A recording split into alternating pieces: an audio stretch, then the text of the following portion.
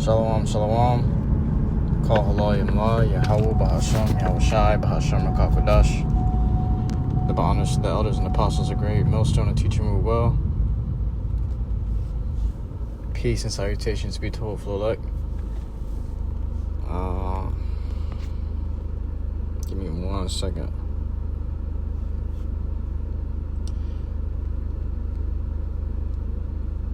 I'm the brother Altazma. I'm coming at you from the province of Babylon camp here in Tampa, Florida. All right. This lesson's going to be going into angels unaware. And just the spirit, because I started a voice record and it gave me a title, which it never does. It usually gives, when you do a voice record for these lessons, it'll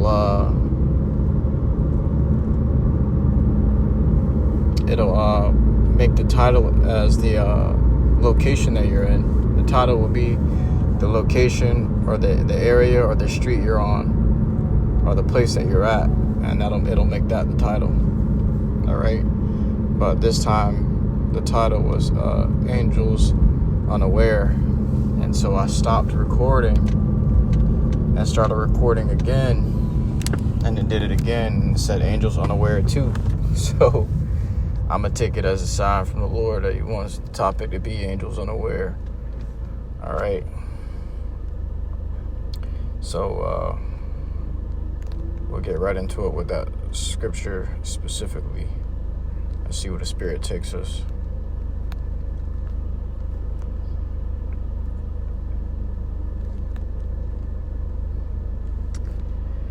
This is the book of Hebrews, chapter 13 and verse 2. Be not forgetful to entertain strangers, for thereby some have entertained angels unawares. All right, you got to remember the world that you live in is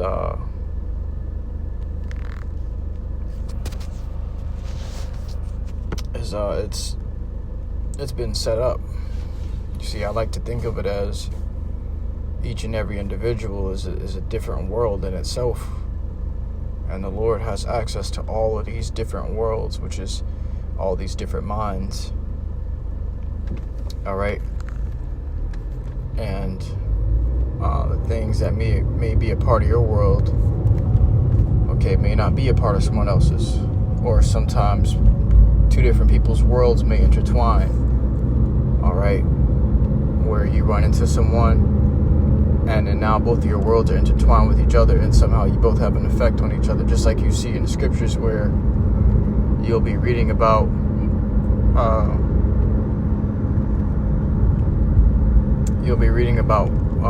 Nehemiah, and then you hear about Ezra's, and then you go and read Ezra's and see his story, see his world. All right, or you'll be reading about a certain prophet, and you hear he'll come across another prophet, or similar to what Yahawashi and his disciples, right? They're all they're different. The book of Matthew, Mark, Luke, John, all these different worlds intertwined into one. Okay, they're all telling their perspectives and how they saw the things that they saw. Okay, and the Lord has access to all of these worlds. So you never know who you may run into, in your world. The Lord may just send certain people or certain things into your life, okay, to build your story, to add on to your story. Everybody has their own story. All right. It's going to be played back to you at the end and for judgment. And that story going to either be to you for a glory or for a shame. So Hebrews 13 and 2 and the NLT, it says, don't forget to show hospitality to strangers, for some who have done this have entertained angels without realizing it. All right.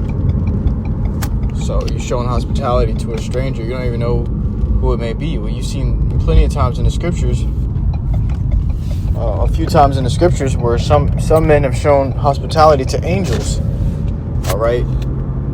I forget what the man's name was, but he let the two angels into his house and sheltered them for the men in that area from Banyaman. All right, I believe it was Banyaman. You had Rahab, Salaki, not Rahab the harlot. That was a different instance. But it was the man that was protecting these angels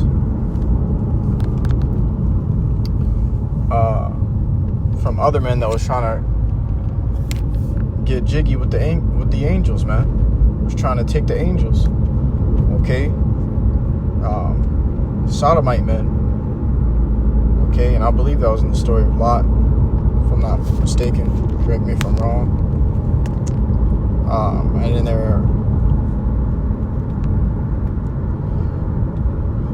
there he was protecting the angels. I didn't even realize that these were angels. Okay, the angels appeared as men. All right.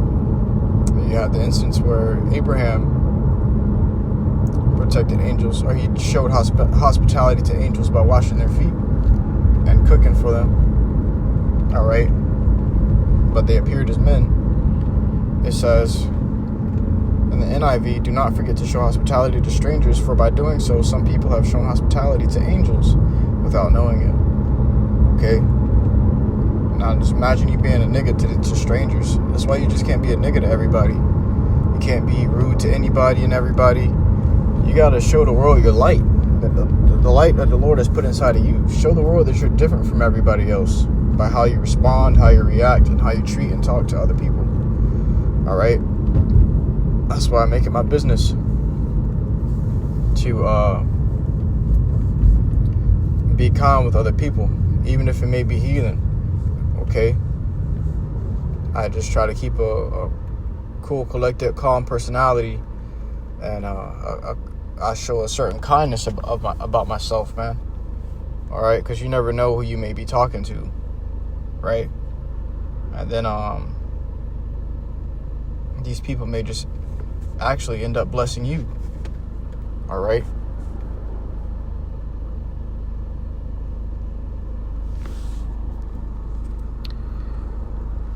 Let's grab this.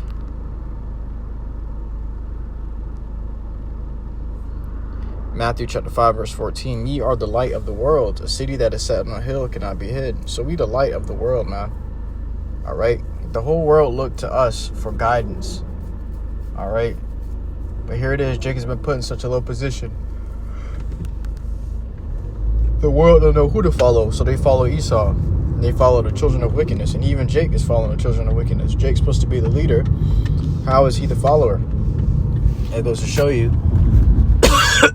that the Lord has made Esau the head and he has made Jacob the tail. But it used to be vice versa. And it will be vice versa again very soon.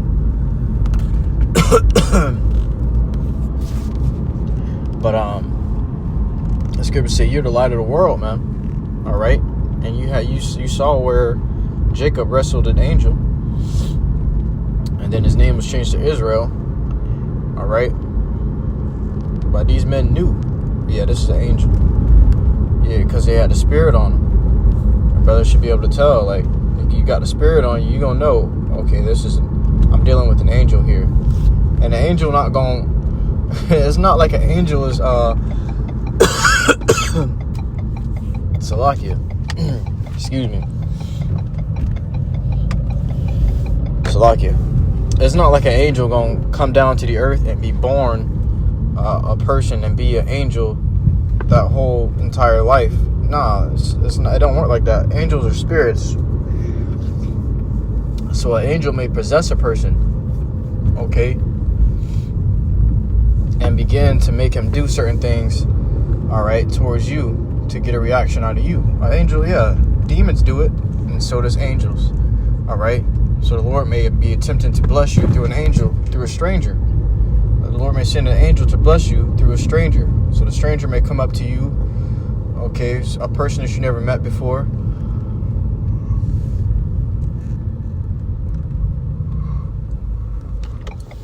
Either be a demon or it could be an angel that's possessing this person. All right? And they're going to seek to get a reaction out of you and report it to the Lord, YAHAWASHI. All right? Kind of like what happened with Job. Satan went and tempted Job to get a reaction out of him. to see if he would curse the Lord. And when he didn't, the Lord blessed him with 100-fold, man. All right, you had, I believe it was Tobit. Okay, Tobit's son was with an angel. He sent his son with an angel, but his son didn't know that was an angel the entire time. He thought it was a regular man. He had a whole name and all. All right, a earthly name and all, man. Okay, the whole time it was an angel. He taught him how to get the demon off of his soon-to-be wife. All right. So the Lord will communicate with you through people. But Jake be expecting the Lord to come down out the sky and knock on the door and be dressed in all white, baby blue eyes, long blonde hair. Nah, man. If you got the spirit of understanding, wisdom, knowledge, and understanding, you're gonna know when the Lord pulling up. And the Lord can pull up through anybody. Shit, the Lord can speak to you through your woman. He can speak to you through your child. Okay? That's why you gotta always be on your best behavior, because the Lord is always watching. The scriptures say his eyes are in every place. All right? So the Lord is always all around us, paying very close attention to us. In fact, let me grab that.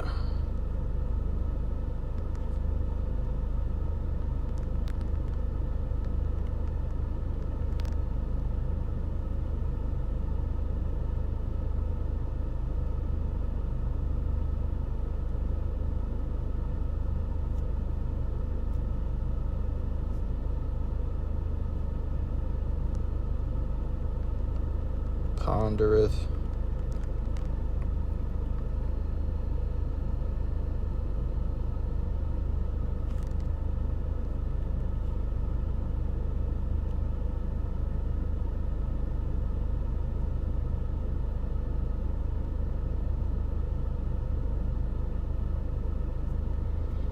Proverbs chapter 21 and verse 2.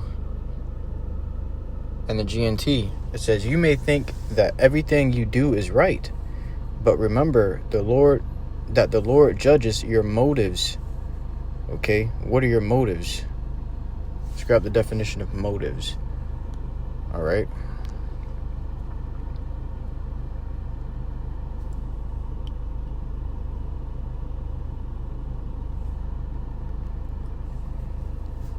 It says motives, the definition of motives. A reason for doing something, especially one that is hidden or not obvious. All right, motivation. So what was the motivation behind you doing the things that you do? So the Lord is paying attention to all of your works, the things that you do. Okay. And this may be observed in you by a complete stranger. Please help me out, I'm hungry. God bless you, man, please. You know? And the Lord looking for your reaction. All right. Certain people you can't be good to all the time. You can't just give to. Certain people are getting punished for a reason. All right. Which I've seen examples of both sides. I've seen examples of the homeless that you can give to and the homeless that you shouldn't give to. Right. For the scriptures say, give not to the evil man, or give not to the unrighteous, unless the Lord doubles those evils into you for all the good that you have done unto him. Okay? And then there are those where you just know, yeah, the Lord doing something with this. This the Lord looking for my reaction. You know, they be, God bless you. How you doing? They come to you all meek and humble, and you know, you may not know much about them, but just by judging the spirit, trying the spirit, you can tell this ain't a nigga, man. This ain't just a nigga. You know, some people be humbly seeking forgiveness from the Lord, and hoping for the best. All right. Seen the Lord healed a man that couldn't walk all of his life, that was paralyzed all of his life. And I'm pretty sure many people passed by him and despised him, but the Lord healed him. Okay, and you come to find out that he was 33 years, 36 years, somewhere along those lines, in the 30s. He was, I'll just say, an average 30 years paralyzed, just for the Lord to come and heal him. Okay, so that people can see that, man, all his life he's been paralyzed, and the Lord healed him after 30-something years. Okay, so you can obviously see it wasn't no scheme. There wasn't no deception behind it. The Lord is a true healer. All right. Let me grab. What was it I was gonna grab? Oh yeah.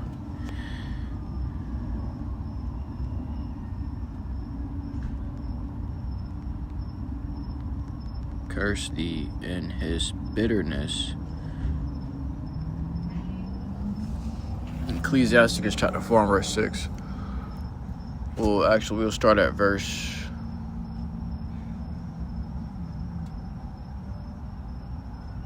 We'll start at verse. Wow, you're gonna start from this. You can start from the first verse. Ecclesiasticus chapter 4 and verse 1. My son, defraud not the poor of his living, and make not the needy eyes to wait long. Okay. And we'll grab this in the GNT too and parallel it.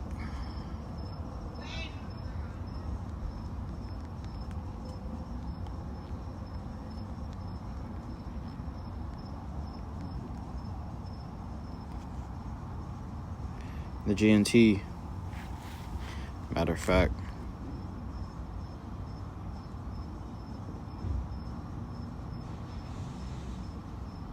yeah, we'll just read it in the GNT. Sirach 4 and verse 1 in the GNT. My child, don't prevent the poor from making a living, or keep them waiting in their need. Never give a hungry person any cause for resentment or anger. Don't add to the troubles of someone who is already desperate. If he is in need, don't put off giving to him. All right? So, and this is the spirit we ought to be in. All right? I believe the beloved brother Ibar, he had a dream about Elder Apostle Tahar of Great Millstone. It was saying that Elder Apostle Tahar came down to Florida to visit. And out of nowhere, he went missing. He was about to leave, and he got missing without saying shalom. And so the brother said he went looking for him, and he found him, like, secretly feeding the poor in Florida. Okay, so it was like, though he came to Florida to preach the word, to teach the gospel of YAHAWASHI, he also made sure that he fed the poor in that area. And that's just something that YAHAWASHI would do. All right? The Lord looks out for his people. The Lord loves his people.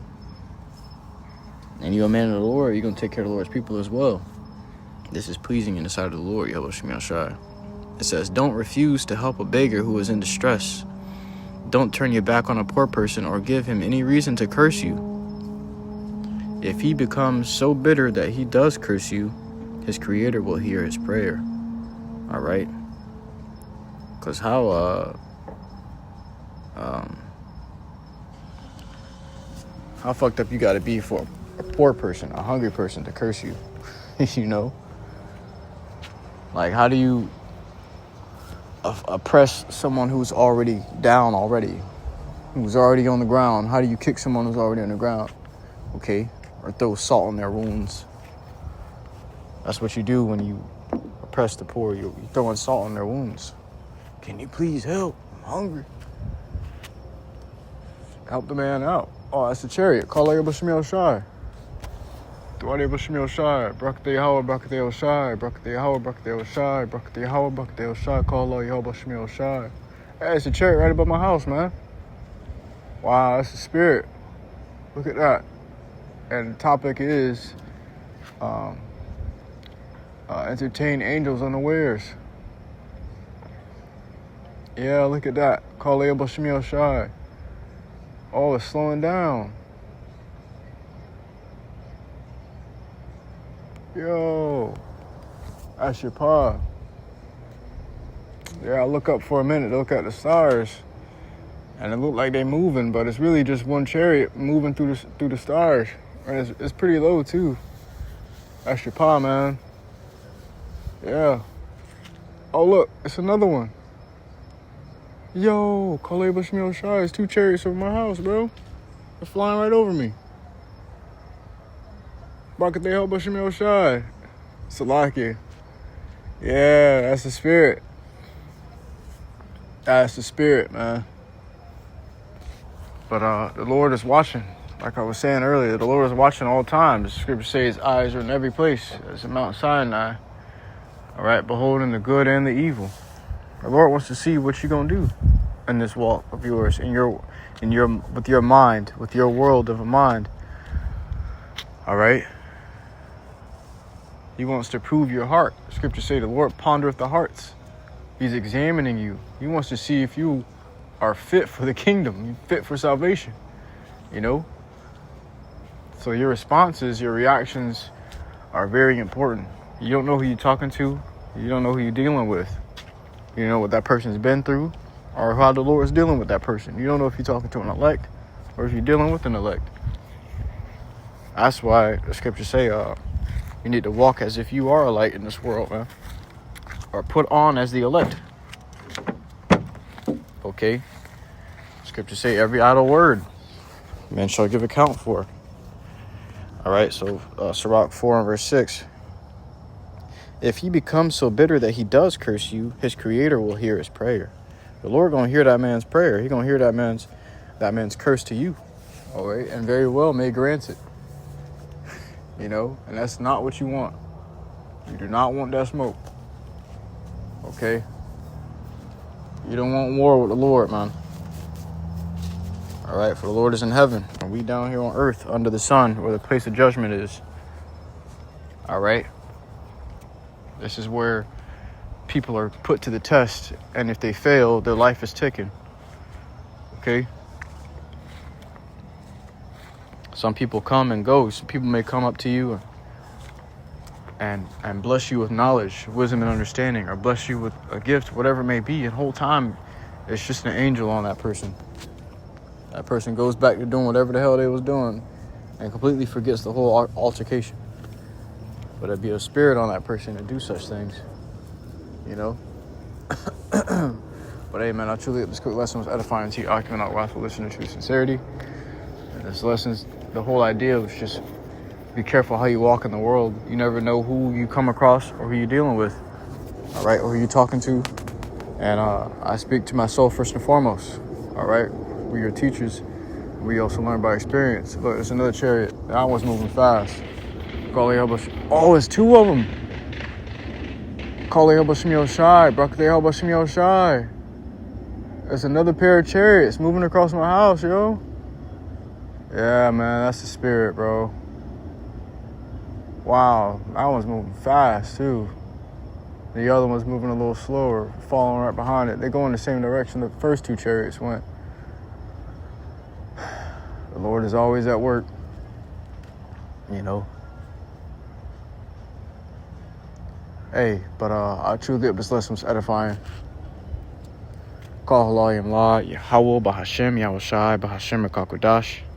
It's next to Masharala, and the angels are watching over us, brothers. They're reporting it to the Lord as we give praises to. There's another chariot coming this way. Yo, man. I'm going to go ahead and cut this lesson because I'm going to just sit out here and watch these chariots. Well, hopefully they beam me up. We get to go home. I get to go home early. So, okay. Hey, call halal, YAHWAH, BAHASHAM, BAHASHAM, Kakudash. All right. Shalom.